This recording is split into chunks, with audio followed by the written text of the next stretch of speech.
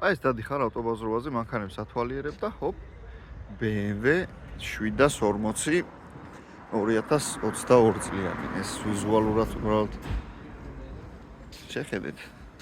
რავი, თქვენ გასაჯეთ, ჩემი აზრით ეს არის BMW, რომელიც Mercedes-ის მოყვარულებსაც კი გულგრილს ვერ დატოვებს.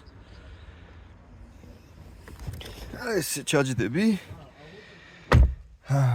აი ეს სილამაზე ვინც მოიგონა, რესპექტი ჩემგან, ძალიან მომწონს ეს Sky Lounge, მაგრამ ყველაზე მნიშვნელოვანი რაც ამ ავტომობილშია, ესეც Tesla-სგან აიღეს ალბათ. ყველაზე მნიშვნელოვანი რაც არის.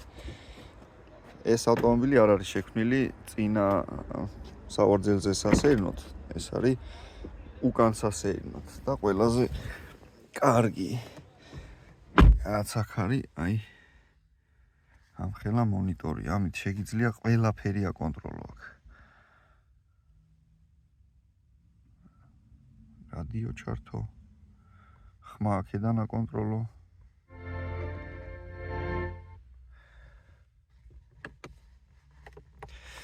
ერთი გულის ტკივილი დამიტოვა ამ მანქანამ.